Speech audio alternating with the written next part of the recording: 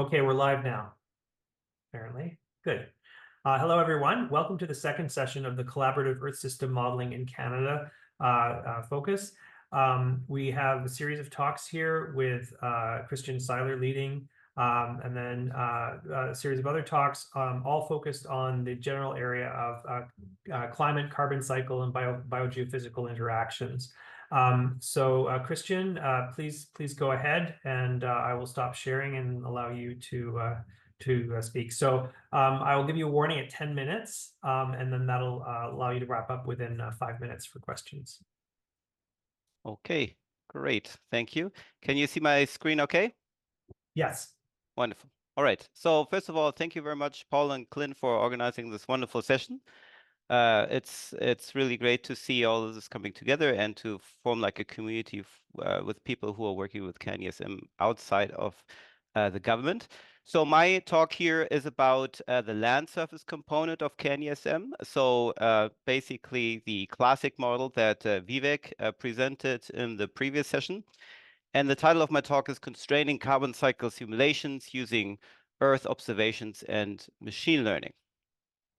And the scientific motivation for this research that I'm presenting today is related to the fact that there is large uncertainty concerning the strength of the natural carbon sinks. So as you know, 50% of anthropogenic CO2 emissions are taken up by both ocean and land. And thanks to ocean and land, the CO2 concentration in the atmosphere is therefore only half as high as it would be otherwise. And therefore, the increase in temperature is also just half as strong as it would be otherwise. And so it is an important question to ask, of course, how will the strength of the CO2 sinks change in the future as CO2 concentration changes in the atmosphere and also as climate conditions changes. And so you can go to the most recent IPCC report and try to find an answer there, and you will find this figure. On the left-hand side, you see the different emission scenarios, the different socioeconomic pathways. And in the middle, you will see the corresponding carbon sink for these different emission scenarios. One single line gives you the multi-model mean from the different CMOS models, and the uncertainty bar gives you the degree of disagreement between the models, so the model uncertainty. And you can see that that uncertainty is fairly small, but on the right-hand side, you see the corresponding plot for the land carbon cycle, and you can see that these uncertainty bars are gigantic, meaning that the current generation of land surface models, they disagree on how the terrestrial carbon cycle will respond in the future. And then you can go into the literature and see, okay, what is the interpretation of this kind of result? And the kind of dominant story that you will read is that, only some of those models, they include the nitrogen cycle. And Vivek, in the previous presentation, he showed us how important the nitrogen cycle is for reducing the CO2 fertilization effect or constraining the CO2 fertilization effect as a response to nutrient limitation. So if only some of those models have that nitrogen cycle and also phosphorus cycle, but others don't, then of course there is a disagreement. But typically, if you have differences between models, it's not just one reason, it can have multiple reasons. And another potentially important reason, sorry, I hear Clint. 1 second. Oh gosh.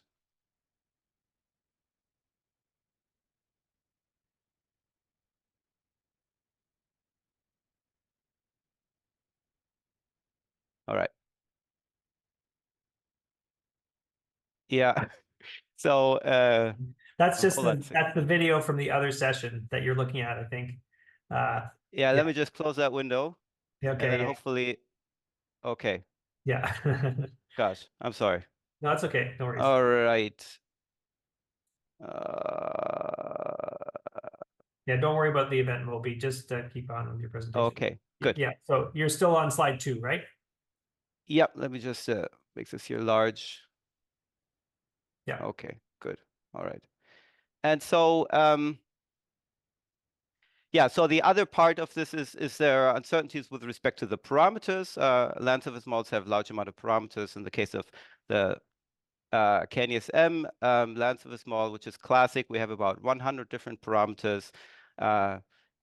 And of course, they are difficult to constrain by observations, and not many of them are not directly observable. So what happens is small developers, they choose parameter values as they develop the different parameterizations, and then tune the model every once in a while once you know, a new parameterization is added or a new model configuration is tested. And so these uncertainties of the parameters, they of course cascade through the model and lead also to uncertainties in the model output. So the overall idea is, to what extent can global Earth observations guide in the choice of parameter values such that we get more reliable future carbon cycle projections. So that's like the scientific motivation, and then there's also the operational motivation, which is simply that every time you add a new parameterization or choose a new model configuration, you always have to retune it. And to make this a little bit more systematic and feasible, we need some kind of setup that allows us to do this on an operational basis.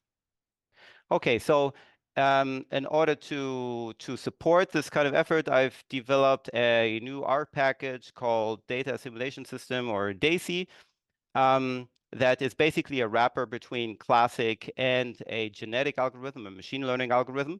And this is how it works. You have a machine algorithm of your choice, and this algorithm requires as an input the parameter uncertainty ranges for all the parameters that you want to perturb.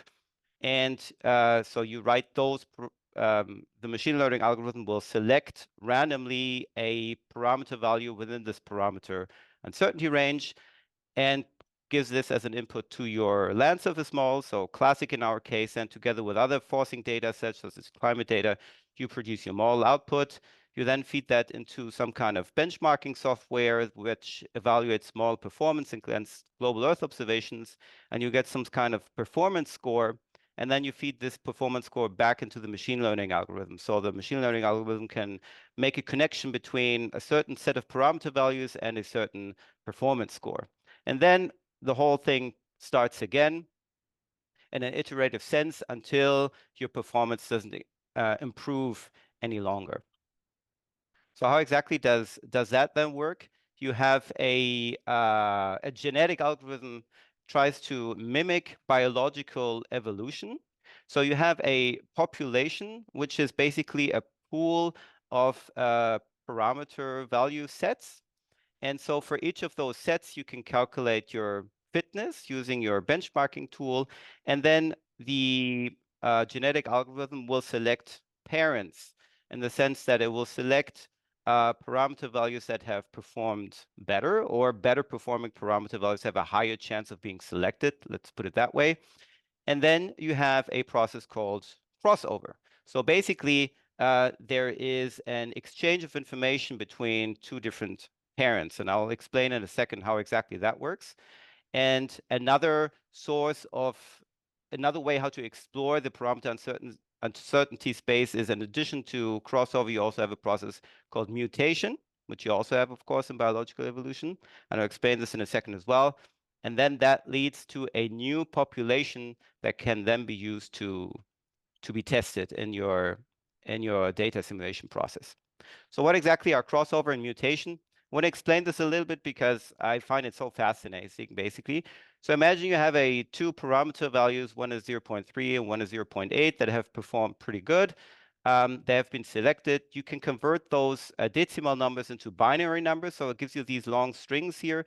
And this is basically the analog to a biological DNA. And then during crossover, you randomly select a position, and then you swap parts of those strings, such as in our case, red swaps to where blue is, and blue swaps to where red is, and you get two new offspring. With, of course, if you translate them back into numeric or in decimal numbers, you get different parameter values. So that's crossover. And mutation is simply the random change either from 1 to 0 or from 0 to 1. That then also leads to a different parameter value. And surprisingly, this seemingly random process as an emergent property allows certain patterns of parameter values to grow and other patterns to decay, and it leads to model improvement. So the way how I set up everything, I have a global spin up of 500 years that works faster when forcing just the land surface component offline with meteorological data sets. And then I have a transient period afterwards where CO2 and temperature and all those variables change to 2022 using my default parameters. And then I have a period for which I do the perturbation of parameter values for a subset of grid cells. Because it's so computationally expensive, it's difficult to do that for the entire grid. And then finally, I do a new spin up and transient run with these optimized parameter values, and then I can see what is the impact of those what is the impact of optimization on model performance and future projections. So this is how my grid looks like. So I just run the model for these locations where these black dots are, and I basically sample the world's major biomes, giving greater weight to larger biomes. And I do a whole range of different types of experiments to get some experience of, how good my setup is working. What happens if I just use one parameter? What happens with 2 parameters? What happens with 28 parameters? How large is my population size, etc. So I do a whole range of control experiments that allow me to gain some experience of how the system responds. And so here's a warning. Okay, thank you. So here's a result for a simple setup. On the horizontal axis, you see the different generations. Behind each generation, there are 10 20 different model runs. So each population has a sample size of 10, basically. And then on the horizontal axis, on the vertical axis, you see the corresponding performance score. The black line shows you how the model performance improves from generation to generation, just by varying one parameter, and the red line for 2 different parameters. And then you can do this by trying to reproduce not observation, but model output for which you already know the parameter values. So by just giving it the uncertainty range, you're trying to reproduce the default parameter values. And I am able to do this as this plot here shows. So on the horizontal axis, you see the different plant functional types. On the vertical axis, you see one of the parameters, the maximum carboxylation rate. The blue triangle is the default parameter value, which the machine learning algorithm does not know. And the red dot is the one that I get after optimizing the model by comparing model output against the previous run of the model output. So I'm trying to create a digital twin of the model, basically.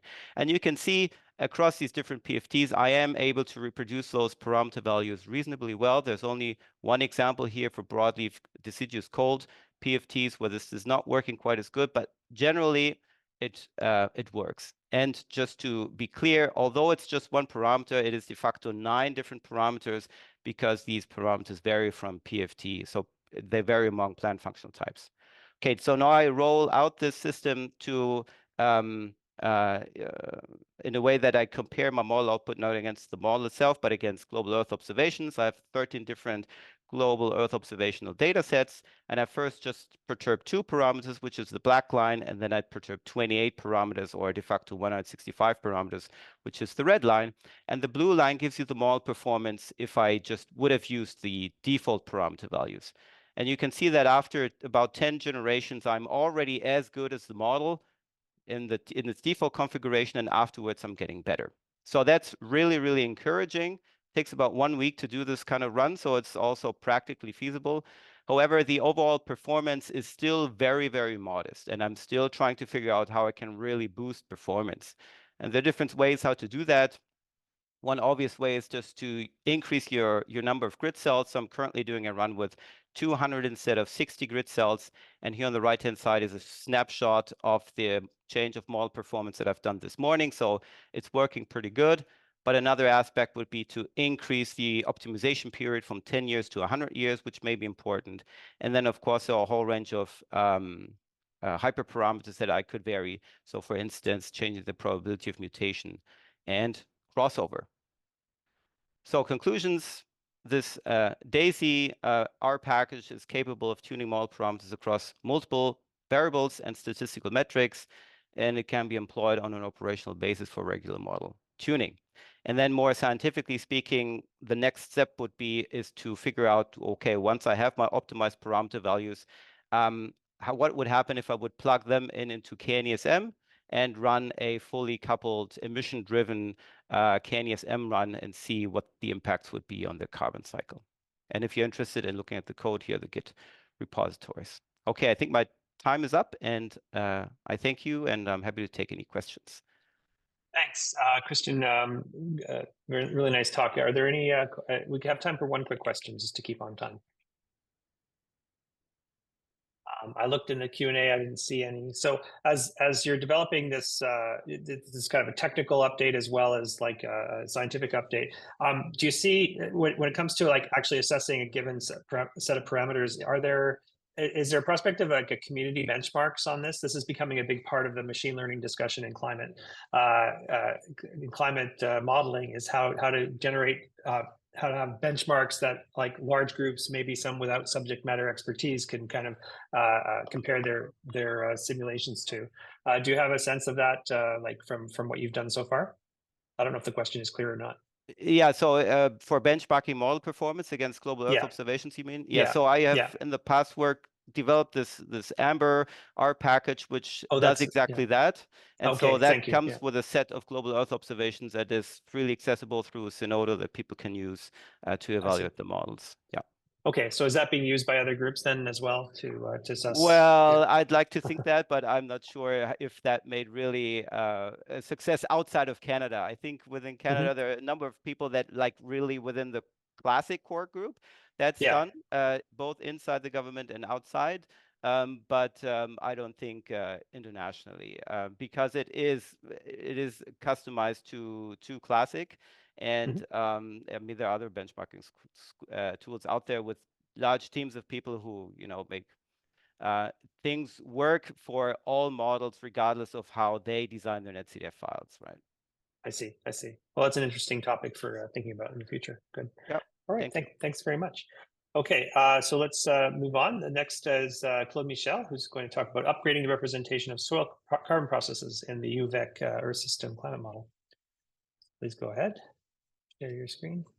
And I'll give you that 10-minute warning. Can you see my screen? Yes, that's great. Okay, great, thanks. Okay, yeah, so hi everyone, and thanks for joining in. Yeah, so my presentation will be about upgrading the representation of soil carbon processes in the University of Victoria Earth System climate model. So if you read the abstract for this presentation, just a heads up that I won't be presenting model results and model sensitivity because we have a technical issue that showed up during the model spin up, trying to fix that currently. But I'm going to present more about motivation and model description, and a bit of yeah, so maybe recent advances in soil carbon modeling, hoping that this will be enough to maybe bring up some interesting questions or comments. Yeah, so most of you here have used Earth system models, and I believe that you know that soils are the largest, are important in an integral part of our Earth system, and then soil are the largest reservoir of terrestrial organic carbon, containing about 1,700 of petagram of carbon, without including permafrost carbon. Soil carbon emissions in the form of CO2 and methane can contribute to accelerate climate change. So mostly emissions from land use change or emission triggered by global warming or changes in soil moisture due to precipitation shifting. On the other hand, we have enhanced soil carbon sequestration that can contribute to mitigate climate change, and that can be considering the context, for example, in the context of nature-based climate solutions. So actually, this modeling work is part of a a large nature-based climate solutions project involving different researchers across universities in Canada. Soil carbon processes have been included in Earth system models since the late 90s. So that's about 25 years from ago. However, most Earth system models did not keep up with advances in soil science. So you may be wondering about these advances in soil sciences. So I'm going to talk about some of them here. Focus on those that are relevant on this topic. So the first point is that soil carbon persistence is controlled by non-linear interactions and not turnover times or so-called recalcitrant carbon. So actually, turnover times emerge from interactions between organic matter and environmental conditions. So it can be thought about like physical and chemical characteristics of the environment. And the recalcitrant carbon can be viewed as, so they are relatively abstract, but they are now recognized to be mineral-associated carbon and aggregate carbon. And this is based on observation-based studies, field work, and so on. The second point is that soil organic matter is characterized by a continuous flow of carbon atoms. So that's within the soil. You would have to picture that as a sort of carbon cycling within the soil. And microbial activities are central to soil carbon dynamics. So by microbial activities, we mean metabolism, growth, and mortality of microbes. And an important aspect here is that all the carbon can be decomposed at times, and sometimes at fast rates following fresh root inputs. So that's part of the so-called priming effect. And then the last point is that mineral absorption and aggregation of carbon. These are physical or chemical processes, let's say mostly physical processes occurring in the real world. They are integral part of soil carbon dynamics. So remember in the first point I talked about mineral-associated carbon and aggregate carbon being what people used to think as recalcitrant carbon. So these 2 points are some of the recent advances in soil science. But as I said, Earth system modeling did not keep up with this. There are reasons for that. So here, I would like to first talk about the model before I dive into the model description for the improved model. So for those who are not familiar with the University of Victoria system model, so it's an Earth system model of intermediate complexity consisting of an ocean general circulation model with representation of the organic and inorganic carbon cycles and nutrient cycling in the ocean. And the model is coupled, the ocean model is coupled to a marine sediment model and a sea ice model. And they are all coupled to a two-dimensional energy moisture balance model for the atmosphere. And so that's an atmosphere model without general circulation. And the model has also has a land surface model with vegetation dynamics and a permafrost module for frozen ground processes. So all components of the model are run with a relatively coarse horizontal grid resolution of 3.6 degrees in longitude and 1.8 degrees in latitude. And all these components in the standard version of the model are they are coupled, fully coupled, exchanging energy, water, and carbon. So for the ground, for the land surface model, we have multiple ground layers extending down to 250 meters in depth, with the top 3 meters active in the carbon cycling. So the standard model has a single soil carbon pool that is homogeneous in terms of characteristics of the carbon. So we have all carbon in the soil has the same properties in terms of like physical, chemical properties. And there's also a permafrost carbon pool, which can be considered to be another pool, but it has the same properties in terms of physics and chemistry, except that this pool is only occurring in frozen layers, and it builds up through this the cryotubation, which is process based on repeated freeze and thaw cycles over millennial timescales. So this way of representing soil carbon in the model works, but it's a very basic way of looking at of modeling soil carbon, as I will show in the next slide. So in the literature, there are two main approaches to soil carbon modeling. So to the left, I show the traditional approach that is commonly used. And then to the right, there is the new approach that was recently proposed. In the traditional approach, you tend to have multiple soil carbon pools defined by turnover times. And then, so basically you have a kind of active soil carbon pool, slow soil carbon pool, and passive soil carbon pool. So commonly, like in most Earth system model, that's what you have. You either have all three pools or maybe two of these pools, or maybe 5 pools, but with characteristics of this traditional approach. So in this traditional approach, you have microbial activities that are implicitly represented, and all pools have they have transfers between the pools, but you also have CO2 fluxes considered to be a fraction of the carbon exchanges between the pools, and all pools contribute to CO2 emissions. So CO2, for example, respiration. But in the new approach, you have a relatively different way of looking at things. So pools are defined. You may have multiple pools, but they're all defined by chemical and physical properties or environmental conditions.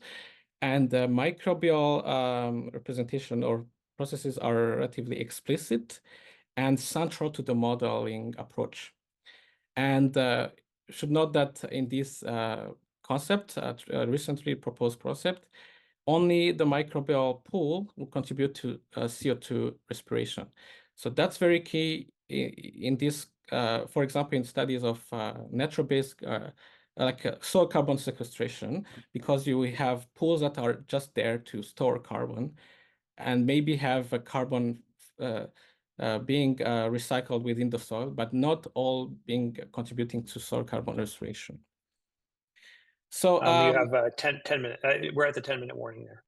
Yeah, thanks. Okay, so so what I want to highlight again is that the soil carbon processes in the UVic model, the standard model, is simpler than both this approach. So we are doing a kind of we had to choose one of these approaches, and then we chose the most recent one. But again, if you really followed my presentation, this has been a kind of a leapfrog. So we chose to follow the new, the recently proposed approach, whereby so we implemented this millennial model, so-called millennial model, which follows the recently proposed approach. So we have 5 soil carbon pools represented here in this diagram by the black boxes. So we have particulate organic matter as the first pool, getting carbon from lithophile vegetation mortality. This comes as complex molecules that get depolymerized into less complex molecule in low molecular weight carbon. And then you have root exudates that contribute to that pool as well. But then those low molecular weight carbon can be accessed by microbes for their metabolism, but microbes will also have a respiration in the form of CO2.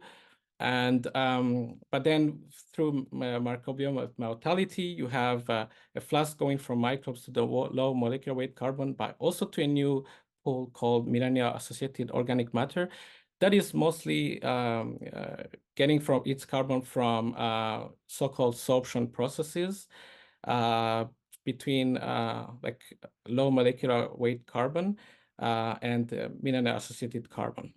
So you also have a flux out of the low molecular weight carbon, which is leaching carbon loss.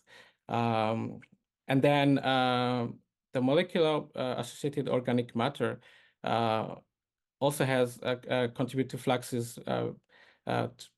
Basically, there's aggregation of carbon from the particulate organic matter and the mineral associated organic matter contributing to the so-called aggregate carbon. But then aggregate carbon can also be broken down into other transfer of carbon to the POM and mineral associated organic matter. So basically, we have a cycling of carbon within the soil, but you also have microbiome biomass only contributing to CO2 respiration, but you also have carbon release from low molecular weight carbon in the form of leaching. So final slide here is that just wanted to show where we are in terms of model implementation. So we've implemented the soil carbon pools into the model. And we also implemented the soil carbon fluxes out of the soil. And we made sure that there is mass conservation.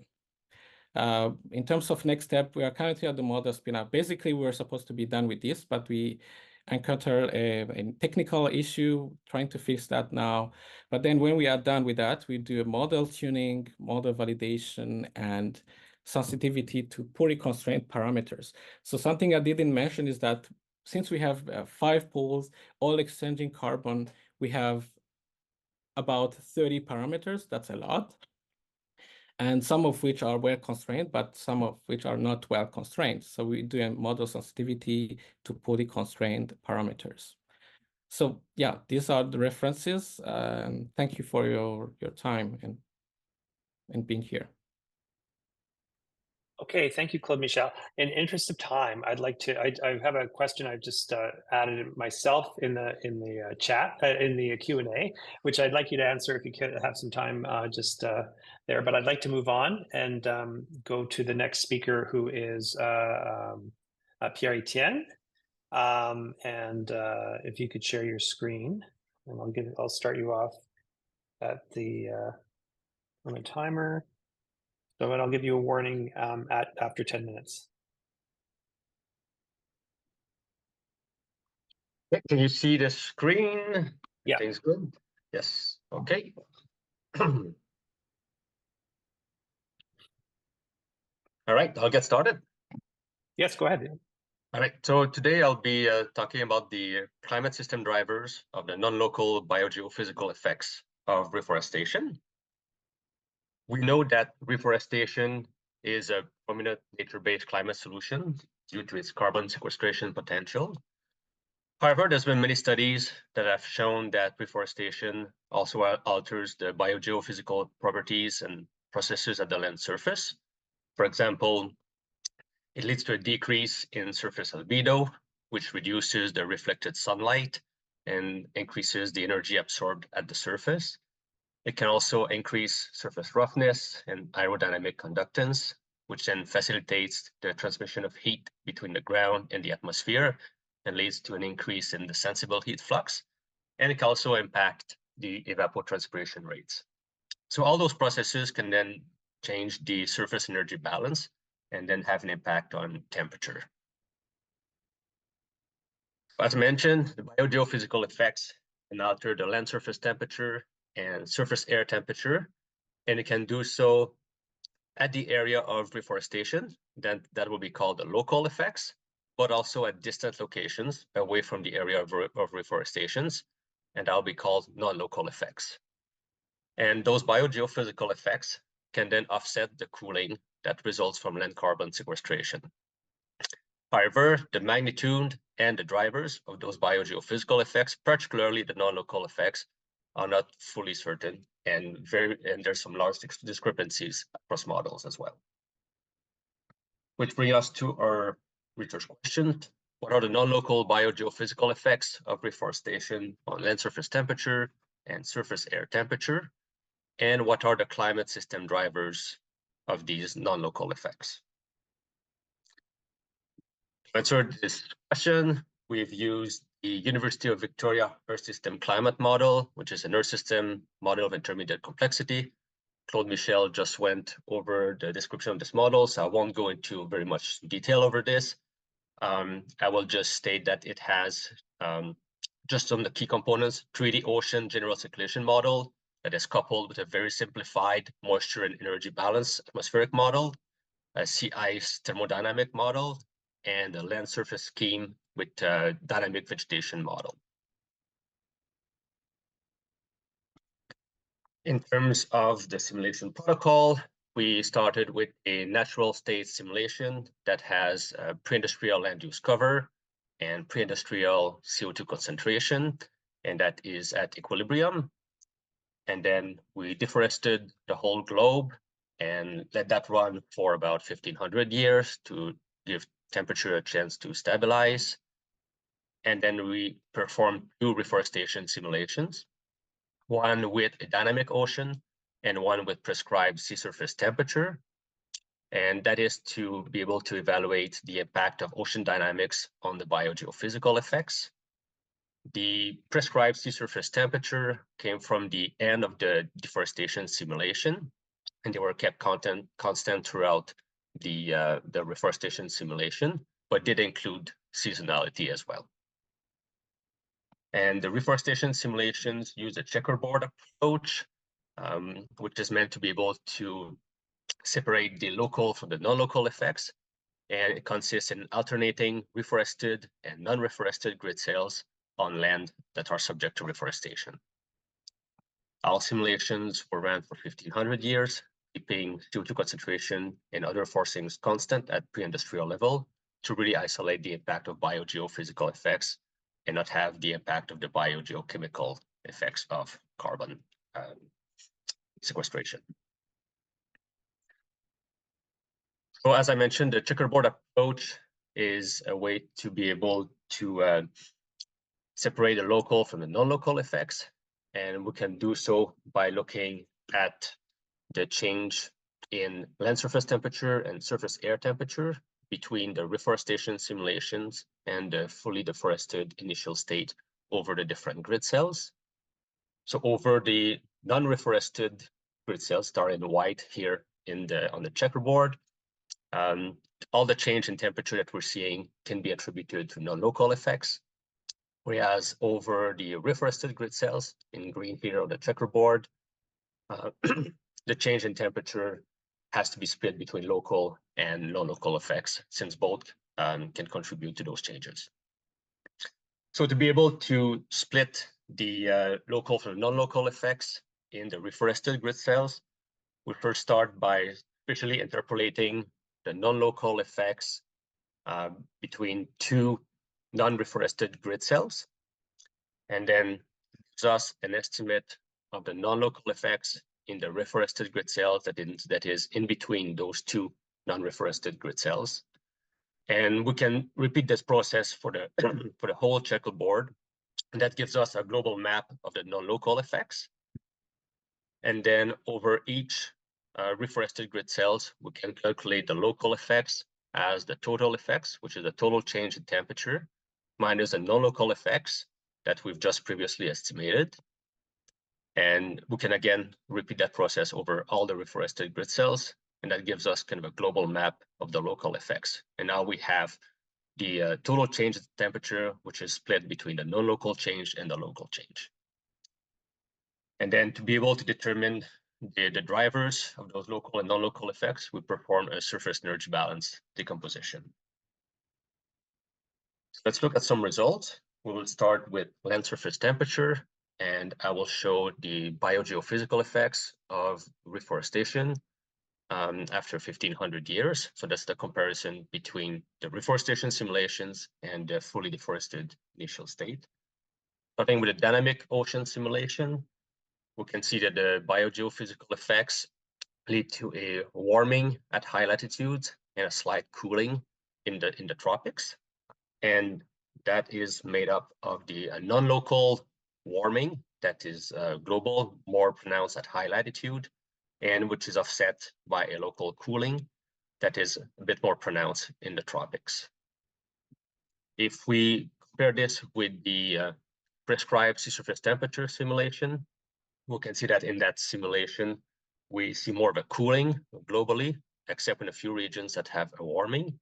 And this is due to the much weaker non-local warming effect, as the local effects are the same cooling that we had seen in the dynamic ocean simulation. But we can really see the impact of ocean dynamics on the non-local effects, since they do tend to amplify the non-local warming effect. For surface air temperature, in the dynamic ocean simulation, we can see that the total effects are a warming globally, more pronounced at high latitudes. And this is primarily driven by the non-local effects. So the local effects for surface air temperature are very marginal due to the advection of air between the grid cells, which very limit the local effects. On the prescribed sea surface temperature simulation, similarly for the previous slide, the non-local warming is much weaker for this simulation, and it results in a much weaker total warming compared to the dynamic ocean simulation. Now, if we look at the surface energy balance decomposition, specifically for the non-local effects on land surface temperature, again, we'll be comparing the reforestation simulations with the fully deforested initial state after 1,500 years.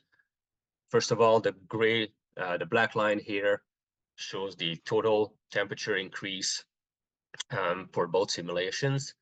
You can see that the dynamic ocean simulation has a greater temperature increase at all latitudes, and is particularly pronounced in the higher latitudes. And this can be broken down into the different surface energy balance components.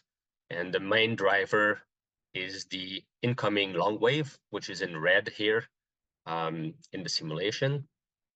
And we can see that it is one of the main difference between the dynamic ocean simulation and the prescribed sea surface temperature simulation, and really one of the key drivers of those non-local effects. Also want to point out that the net incoming shortwave in green is also stronger in the dynamic ocean simulation, particularly at high latitudes here. So those are two of the main differences between the simulations. What does this mean, and what are some of those climate drivers for those non-local effects that are driven by ocean dynamics? Well, one of the main one is the water vapor feedback. The increase in sea surface temperature leads to an increase in evaporation over the ocean, which then leads to a global increase in atmospheric water vapor, which enhances the greenhouse effect and leads to the increase in incoming long wave radiation that we've seen in the previous slide with the red line. And then that leads to further increase in temperature, which then continues the cycle. At higher latitude, the sea ice albedo feedback is also very important. The increase in sea surface temperature decreases the sea ice, which leads to a decrease in surface albedo, which then increases the net incoming shortwave radiation, which then further increases temperature, and the cycle repeats itself. Overall, increase in sea surface temperature amplifies a non-local warming through the water vapor feedback and the sea ice albedo feedback. And those two feedback can reinforce each other at high latitudes, and combined with the snow albedo feedback on land can really lead to that greater warming that we're seeing at high latitudes. To conclude, the non-local biogeophysical effects of reforestation are land surface temperature and surface air temperature warming that is more pronounced at high latitudes and dominant over the local effects in many regions. However, it's important to note that different models there will certainly have differences in the magnitude and the regionality of those non-local effects. Our findings show that ocean dynamics play a key role in amplifying the non-local effects, particularly over long time scales, due to sea ice albedo feedback and water vapor feedback. And therefore, due to this important warming, the biogeophysical effects of large-scale reforestation can have significant undesirable consequences on the global climate. And due to their significance, non-local biogeophysical effects should be considered in carbon accounting frameworks and to potentially offset the cooling effect from carbon sequestration. However, due to difficulty in measuring them empirically, differences between models and regions, timescale dependence, they are actually quite challenging to account for appropriately and adequately in carbon accounting frameworks. That concludes my presentation, and thank you very much for listening. Thanks very much, Pierre Etienne. Any questions? Actually, I see a couple of questions now for Claude-Michel in the Q&A. But yep, go ahead. Let me get to the Q&A. Yeah, I see them for Claude, but not you for your talk yet. There's a couple of leftover questions for Claude-Michel. Those were for Claude. Okay, yes. Yeah. Okay, so well, just in the interest of time, I think we'll move on. But I'll type a kind of technical question in the Q&A as well for you. Perfect. Okay. Sounds good. Thank you. So, okay. All right. Thanks a lot. Tom, why don't you go ahead and share your screen? Oh, of course. Yeah, and I'll give you the usual. Can you see the full Warning in screen? 10 minutes. Or do you see? I do, but yeah, I see the other the presenter view. So the other yeah, you want to switch. There you go. Yeah. Okay. Okay, go ahead. So, hi everyone. I have been looking at the scenario dependence of the biogeophysical effects of reforestation. So just quickly to talk about reforestation as a mitigation strategy to climate change. It is well known that reforestation and avoided deforestation have the potential to sequester anthropogenic CO2, and the sequestered carbon can contribute to reducing temperatures. And forests and trees also have a plethora of other benefits to human health and benefits to biodiversity. But these potential benefits from carbon sequestration can be reduced by the biogeophysical effects of reforestation. These effects include changes in evapotranspiration, surface albedo, and transfer of sensible and latent heat. Biogeophysical warming occurs when the net effect of all biogeophysical effects leads to warming. And as I said, the biogeophysical effects can lessen the sequestration potential. So for example, in the tropics, we can see an alignment of these factors where higher evapotranspiration and higher rates of carbon sequestration lead to cooling. But in boreal regions and higher latitudes, the reduction of surface albedo can increase the absorbed amount of solar radiation and lead to warming temperatures, counteracting the potential benefits of carbon sequestration. So the latitudinal variation of the biogeophysical effects of reforestation are pretty well known. But what is not well known, or as well known, are these effects on temperature scenario dependent? And if they are scenario dependent, what is the magnitude of potential scenario dependence? And what are the biogeophysical effects that drive this scenario dependence? So to answer these questions, we use the UVic Earth System Climate Model. Pierre Etienne and Claude-Michel described this very well, so I'm not going to go into too much detail, but yes, it's coupled with a dynamic ocean and vegetation models with components representing sea ice, land surface model, and energy moisture balance models of the atmosphere.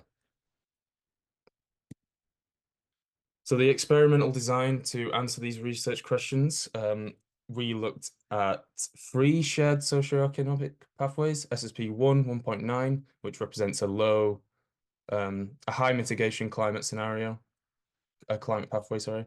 SSP 2 4.5 and SSP 3 7.0, which represents a very low mitigation climate pathway.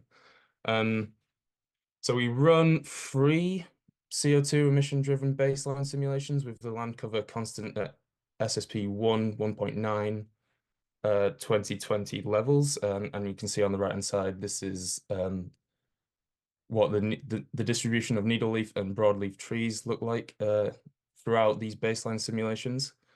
And following this, we extracted the CO2 concentrations from the baseline scenarios.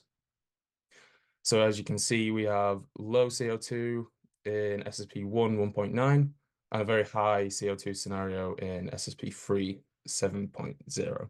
So these reforestation simulations were run with prescribed CO2 from the baselines, and they were concentration driven. This means that we can isolate the biogeophysical effects as there is no further changes happening to the carbon cycle, and any changes reflected in temperature must be due to the biogeophysical effects of land cover change. So just to look at some quick results, these are the biogeophysical effects of reforestation under SSP 4.5. So as we can see, reforestation leads to biogeophysical warming, with the reforestation simulation being in blue there. So there's a slight warming. There is a decrease in latent heat flux and an increase in the sensible heat, which offsets some of the warming from this decreased latent heat flux. There's a decrease in albedo and an increase in net shortwave radiation absorbed, which might explain some of the increase in temperature. So the scenario dependence of the biogeophysical effects of reforestation on temperature. Here we show the surface air temperature change from the baseline to reforestation. And as we can see, the temperature increases the most under SSP 4.5. And there's a biogeophysical warming due to reforestation of 0.14 degrees Celsius, 0.18, and 0.15 degrees Celsius, respectively, for each SSP by year 2300. And as we can see, there's a non-monotonous nature of temperature increases, like I said. We potentially might expect SSP 7.0 to show the greatest increase in temperature under reforestation because it has the highest CO2 concentrations prescribed. But this is not what we're seeing. We are seeing the highest temperature increase in SSP 4.5. But what we can say is that the biogeophysical effects of reforestation are scenario dependent because we see a different magnitude of temperature increase for each scenario. So just to delve into some of the surface energy balance components, here we see a monotonous relationship between the scenarios, with the largest decrease in latent heat flux in SSP 7.0 and the smallest in SSP 1.9. But to counter this warming from a decreased latent heat flux, there is the highest flux of sensible heat in SSP 7.0 and the lowest in SSP 1.9. But to look at some of the albedo, we see that in SSP 4.5, there's the greatest decrease in albedo, in surface albedo, and therefore the greatest proportion of net shortwave radiation is being absorbed in SSP 4.5 relative to the other two scenarios. This means that something is happening to surface albedo under SSP 4.5. So we decided to break that down into the land surface albedo and the change in the ocean surface albedo. What we can see is that there is a greater albedo decrease over land for all three scenarios, but most importantly here, SSP 4.5. And there is a very, very small decrease in ocean surface albedo, which could be related to sea ice. But we see the largest increase again under SSP2 4.5. So something is happening to the albedo into SSP2 4.5.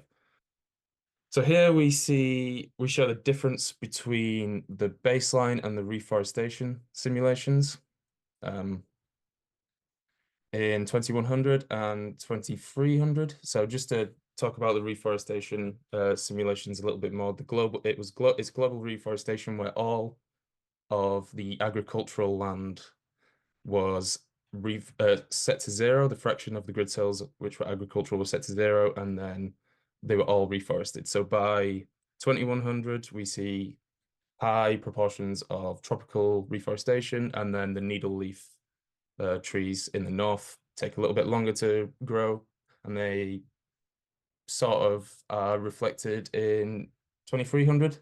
That's why I chose these dates. So we see a greater reduction in albedo in the Southern Ocean under SSP2 4.5 compared to SSP3 7.0.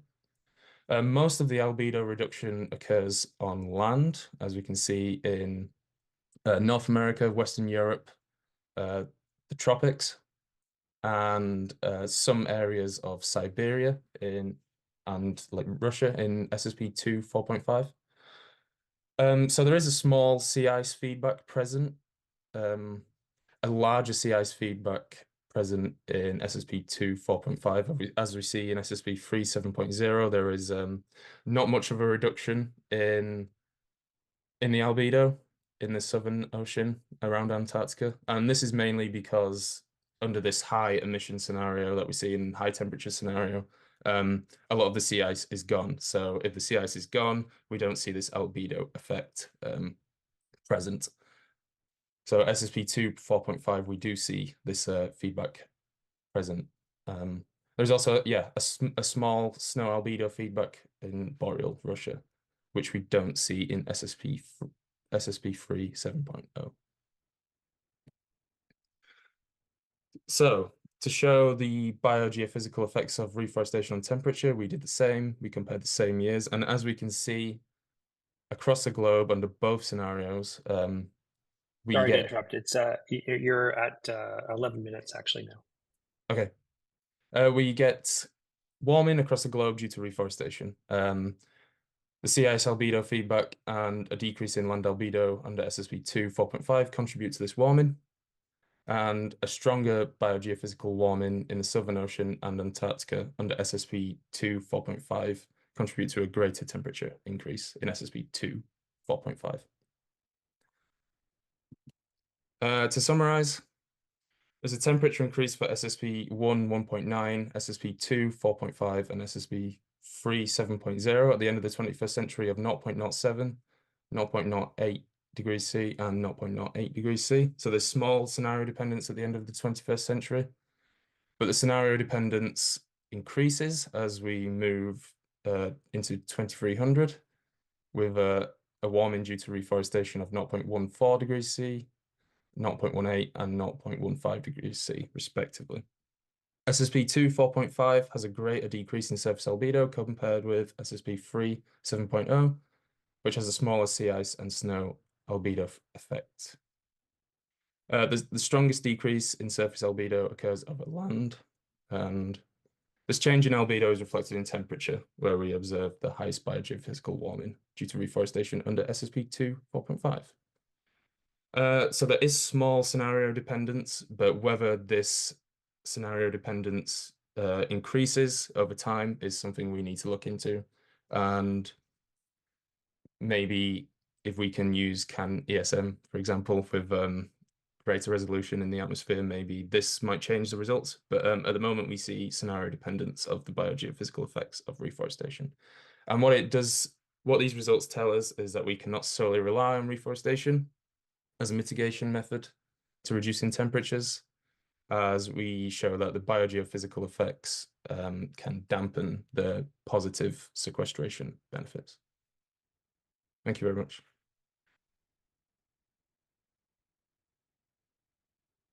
Thank you, Tom. Nice presentation. Are there any questions for Tom? So I have a question I actually put in the chat, or in the Q&A, but it's a little hard to directly answer the questions in the Q&A we're learning. So just a quick question. So the SSPs include the land use change in their prescription, right? And I was wondering if that's explicitly included in the UVic ESM simulations, and if maybe there's some interaction there between different scenarios. Yeah. So have you evaluated that? yes. So maybe I missed this out in the simulation description part, but the land use we used was SSP 1.9. Okay. And that was consistent for each SSP. And the only thing that we changed was the aerosol forcings, like the CO2 emissions. But the land use was for the baseline, at least, was the same for each SSP scenario. Okay, so this is really the radiative forcing differences and the response. And the aerosols. Yeah. Okay. All right. Thanks a lot. All right. So last but not least, I see Nathan is unmuted his video. So Nathan, why don't you go ahead and share your slides, and I'll give you a warning at 10 minutes. Great. Thank you very much. Let me go ahead and do that.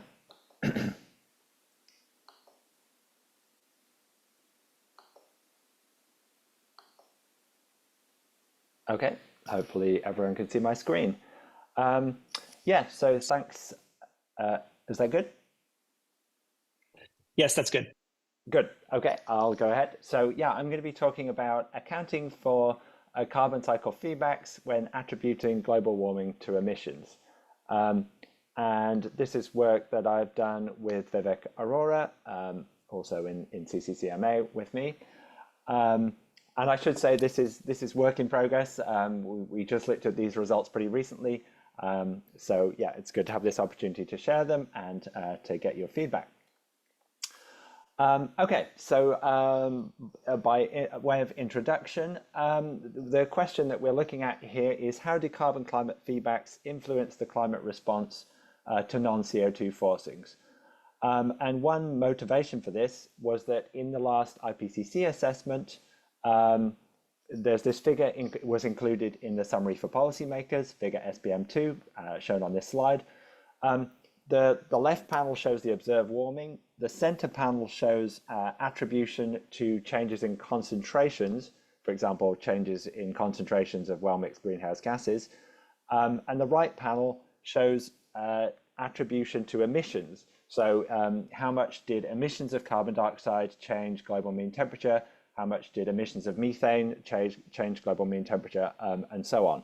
And this attribution to emissions calculation includes the effects of tropospheric chemistry feedbacks, but it doesn't include the effects of carbon climate feedbacks, which could potentially alter the temperature. Well, we would expect them to alter the temperature response to the emissions of these different species.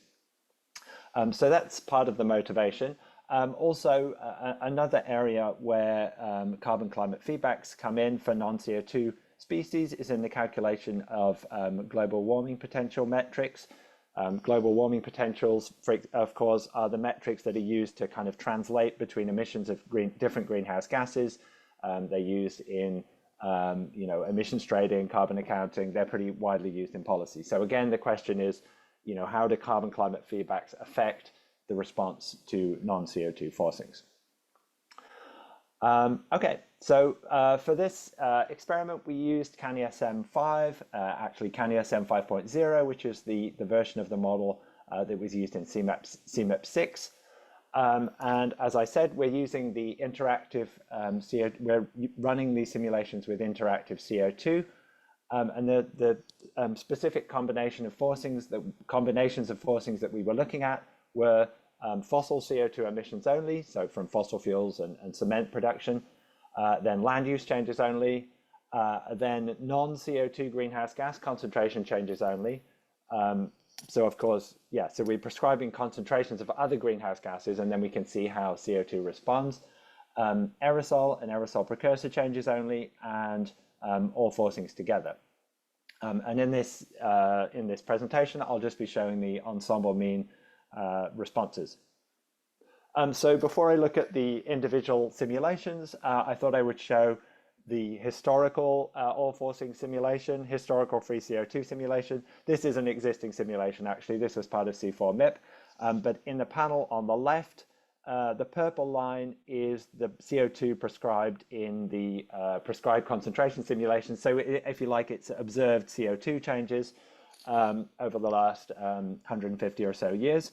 And then the green line is the CO2 simulated in the free CO2 simulations of this model. So you can see that the model does, it's not perfect. For example, the CO2 is a little bit low in the first part of the simulation and slightly high in the latter part, but it does a pretty good job of simulating observed changes in CO2 globally over the last 150 years. So the model is, in terms of the overall change in CO2, it's doing a decent job.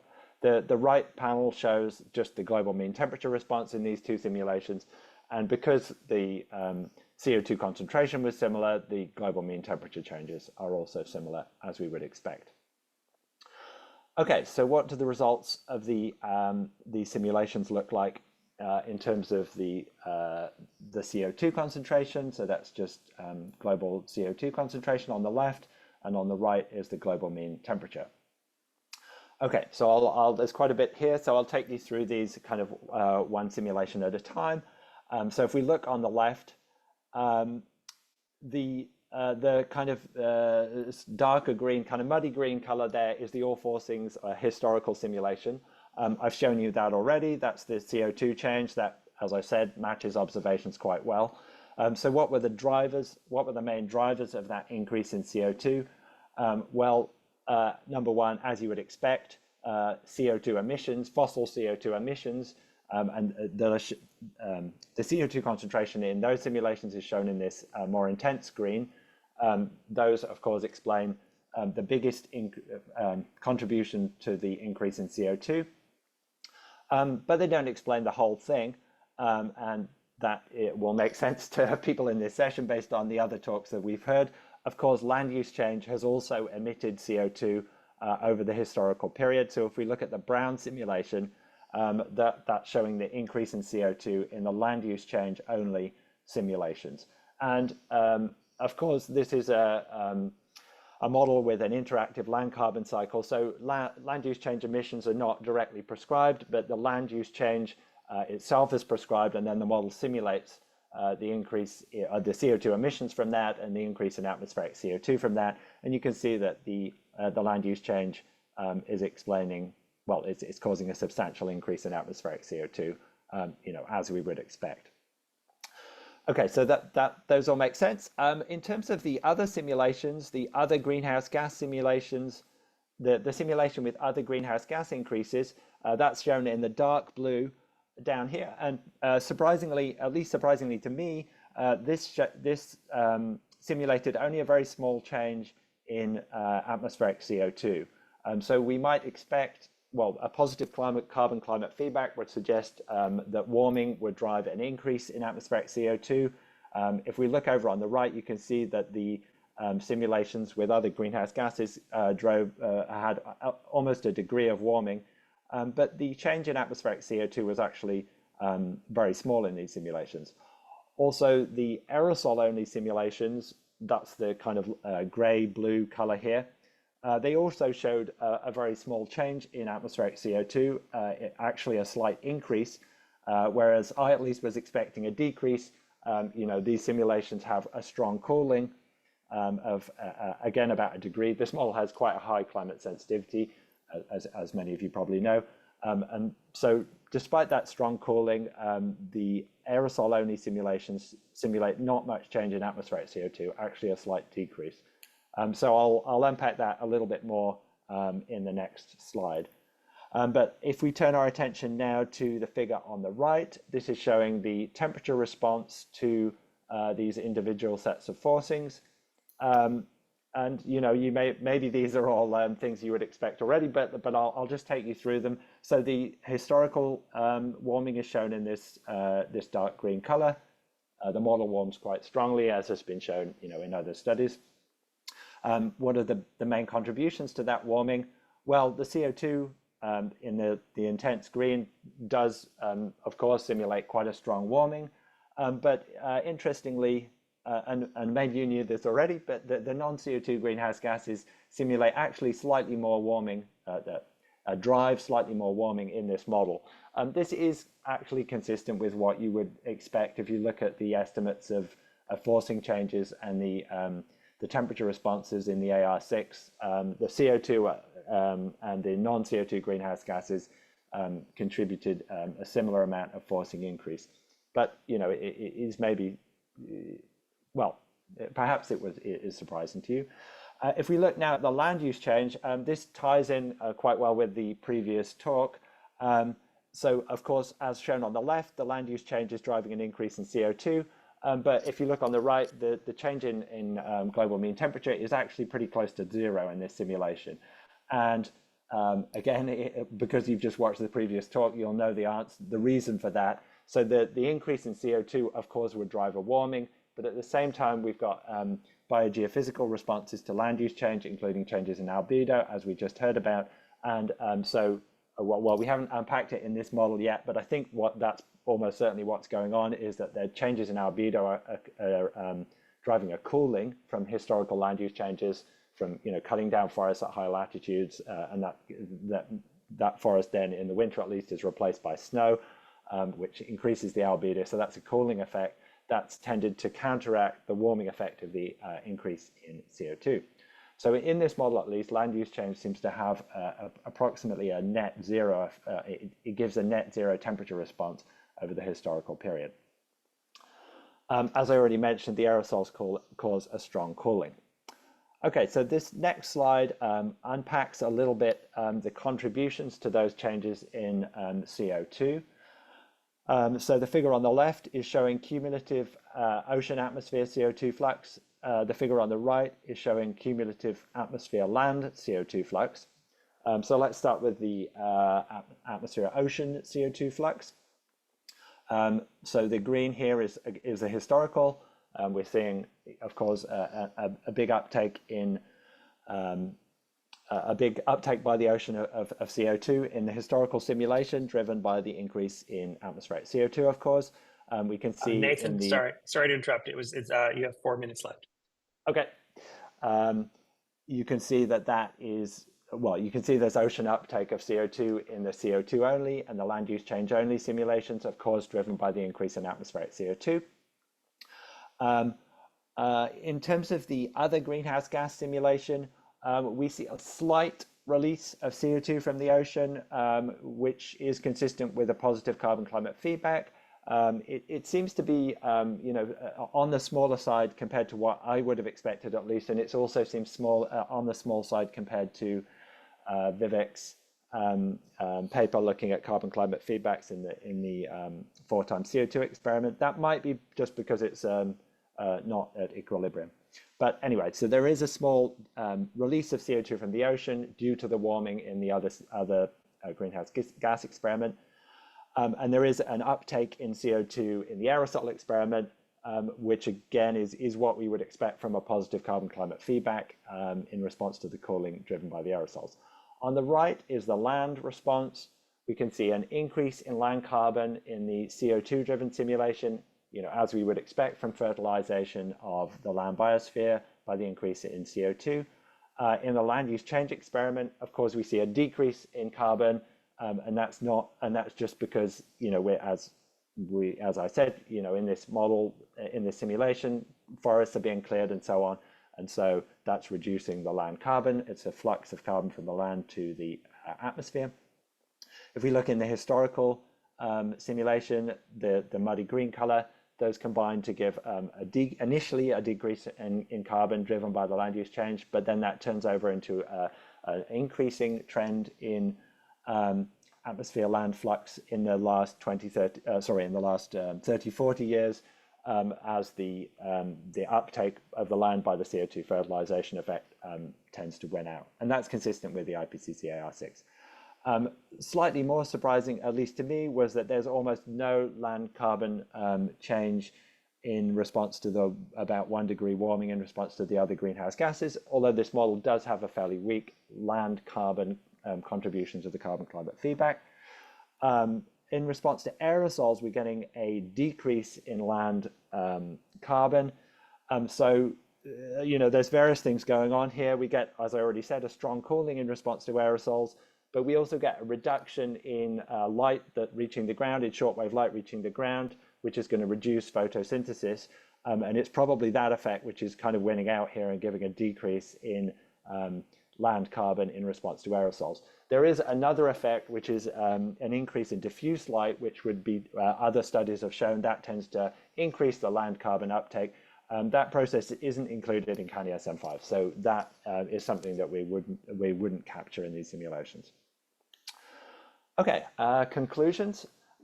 Contrary to, at least to my expectations, we find that aerosols alone and non-CO2 greenhouse gases alone each drive little net influence on atmospheric CO2 concentration in CANI-SM5. So I guess in terms of that attribution to emissions in the AR6, that's in a way reassuring. It suggests, at least based on CANI-SM5, that we're not missing big carbon climate effects in that attribution. Aerosols drive ocean carbon increases and land carbon decreases in CANI-SM5. I've described the drivers of that. And non-CO2 greenhouse gases drive only small changes in ocean and land carbon in CANI-SM5, despite a relatively strong warming of almost 1 degree. Land use change gives close to zero global mean temperature response. Perhaps that's as we would expect. It's we think, due to cancelling albedo effects or biogeophysical effects and carbon cycle effects. And then just lastly, I'll say that, so I'm co-chairing DAMIP. We're thinking about the experimental design for CMIP7, and that's part of what motivated these experiments, is that individual forcing simulations have been proposed for DAMIP, for CMIP7. Partly because some models are planning to only run in emissions-driven mode. So yeah, I think it would be interesting to see what these experiments look like in different models, see if the carbon climate effects are consistent across models, or whether some of them show different responses. Also, this will allow us to more robustly attribute to emissions, as I said, and to estimate the effects of those carbon climate feedbacks in global warming potentials better. I'll stop there. Thanks. Okay, thank you, Nathan. You've gone right to the end of your time, but I was going to just suggest that we do actually have some time for discussion. It's not formally part of the schedule, but I just want to make sure I'm correct on this. Our next session starts at 15:55 local time here in Toronto. And we are at about 3:22 right now. So I think even if we have about, say, 10 minutes of discussion, that still allows us, a pretty long break. So since Nathan just finished, I just wanted to check if there were any questions for Nathan. I don't see any in the Q&A yet, but they take a little while to show up. The Q&A is actually a bit of it's a bit challenging because there's an upvoting system there as well. So. But any questions? So let me just ask if those of the presenters here or anybody else would like to ask a question of Nathan. Let me see if there are any coming up. Yeah, so these additional simulations, Nathan, are sort of like a test bed for different feedbacks, right? I was trying to eyeball sort of the size of some of these effects, some of the feedback effects. It looks like it's a little hard to tell because I guess there's a lot going on, but if you're looking for the sort of ballpark percent changes, what sort of are you looking at? Sort of 10% effects towards the end of the like through the whole historical period? Is that more or less what we're seeing? Is that kind of an upper bound on the carbon cycle effects? I'm sorry if the question is not clear. No, that's fine. Yes, yeah. I mean, I would say that. I mean, when I started doing these experiments, I was expecting to find a bigger carbon climate feedback response for the non-CO2 greenhouse gases and for the aerosols. And so there is. Well, actually, I worked on this a long time ago. I have a paper in 2012 with Damon Matthews where we looked at global warming potentials and the effect of CO2 carbon climate feedbacks on global warming potentials. And I think we found that was based on simulations with the UVic model. We found an effect of order bigger than that. I think around a 20. I'd have to go back and double check, but I think around a 20% effect. Whereas here we saw close to zero effect for the for the non-CO2 greenhouse gases and close to zero for the aerosols. I mean, so I guess the jury's out on whether, in terms of the aerosols, as I mentioned, we are missing a process in CAN-ESM5, which is the effect of the diffuse light, medium. which that could change the answer, I guess. So it would be interesting to repeat that with other models. In terms of the well-mixed greenhouse gases, the response is even a bit smaller than you would expect based on the previous results published with this model. So I was surprised how small it was. I think if this checks out with other models, then it would suggest that that the carbon climate feedbacks on those forcings are pretty small. Definitely less than 10% in this model. But as I say, I think it's probably worth going back and looking at other models. And there's a lot of changes coming up in CAN-ESM, as we heard in the previous session. And so I guess you're going to be in a pretty good position to redo this or have this done routinely, right? This sort of set of simulations. So at least you've got, but I guess you have to decide on this is going into scenario design as well. So you have to decide that first, and then that'll be your first order of business. Correct. Yes. So, well, like I said, part of the motivation for this was planning DAMIP for CMAP7, and there has been this proposal to have emissions-driven individual forcing simulations. I think, I think there is value in that because you can attribute to emissions. I think it would be useful to have also the concentration-driven runs of any models that are doing those, so that we can compare the responses in individual models. Okay, let me go. Thanks a lot. Let me go back to the questions here. I don't see additional ones for you, Nathan, but let me see. So there's an upvoting system on the Q&A, and so the top one is one that actually Tom already answered, but let me just repeat the answer. So because I asked if the SSPs, the fact that the SSPs include land use changes, does this have a bearing on the differences you're seeing? And Tom, just to make sure that everybody understands, like you said your simulations, in fact, the land use scenario is fixed, right? Yeah, so the baseline scenarios, it was SSP 1.9, 2020 cover for the whole simulation. Okay, good, there's another question for you. Did you estimate the net, I don't know if you answered it or not, but did you estimate the net global mean temperature effect of reforestation, including the effect of the sequestered CO2? Is it close to zero? This is in the Q&A. Yeah, so I think I answered that, but I can go ahead and answer that again. So we run emissions-driven reforestation scenarios, which would give you the total effect, and it was a slight cooling, but it was very small, yes. And obviously biogeophysical warming was shown for each scenario. Okay, and Christian answered a question about overfitting. Why don't we talk about that a little bit, Christian, just to go back to your talk. Can you talk about overfitting and, for example, tuning based on reanalysis forcings, which are uncertain? Yeah, so that's a great question. So the danger, of course, always when you tune your model is that you start to compensate for errors either in your forcing or errors even in your code, right? So you could make things more, you could occlude things that you actually want to find. My answer was, well, first of all, if you have an error in the forcing in CAN-ESM, those biases, they are very modest compared to biases in CAN-ESM. Sorry, Nathan, but that's just how it is. And so if you use those parameter values in the context of employing them in CAN-ESM, I would really not be concerned with overfitting parameter values, because CAN-ESM is just quite biased, right, compared to reanalysis data. I know that there are ways how to work around this. So for your own model tuning exercise online, of course, you have this NROI space, so you kind of rule out the non-plausible simulations. So instead of trying to find the most optimum parameter value, you try to find a range of parameter values that gives you a reasonable result. I think that's a very good and more advanced approach, and perhaps something to consider in the future.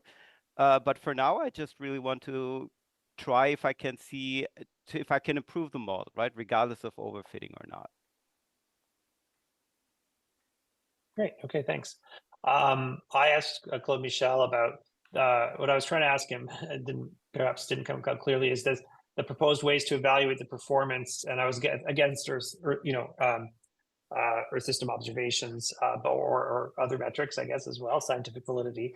But ways to evaluate the performance of this, like these new explicit formulations of inside the soil carbon model.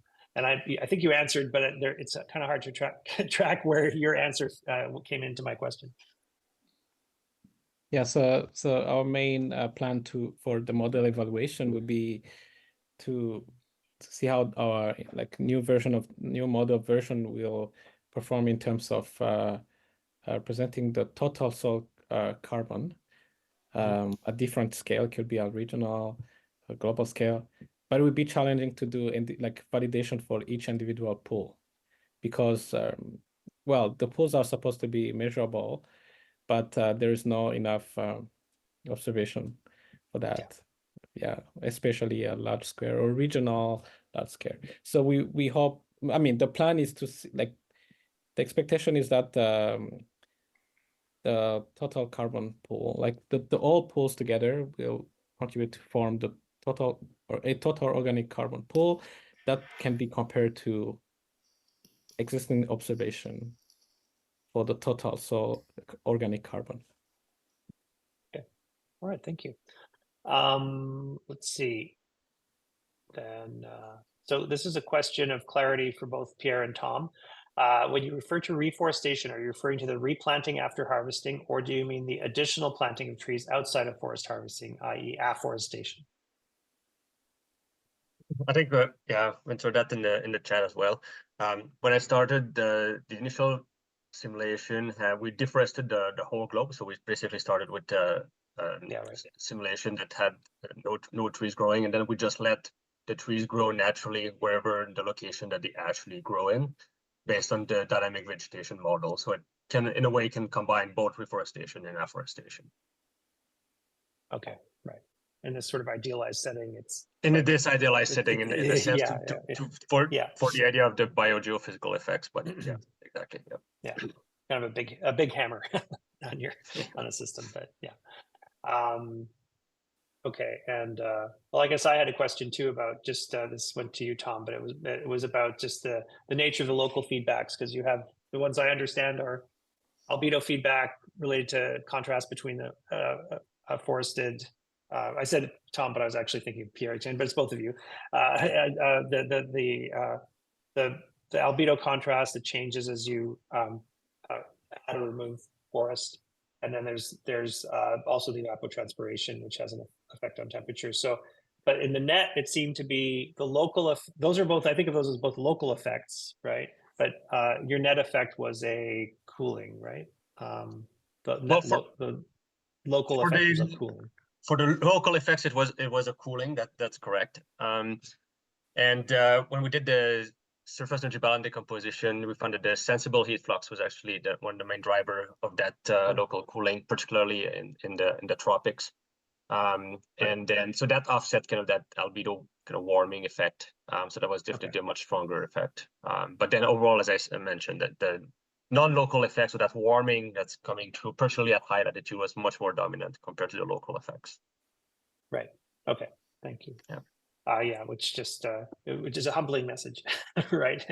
because that's the part of so that's going through, and that's triggered through the ocean response, which then triggers water vapor and sea ice feedbacks. That's right. Yeah.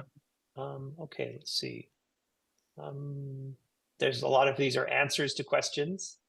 And I think that kind of covers everything. Are there any other questions? I wish that we could hear from those attending, just through a quick chat. I don't see anything in the chat though.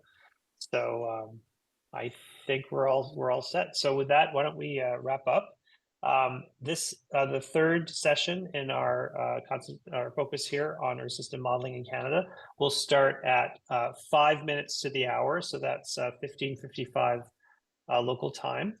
And that's 20 minutes from now. So you have time to take a bit of a break, and hope to see you back at 5 minutes to the hour. Thanks very much for a great set of talks. Thank you so much. Thank you. you. Bye-bye.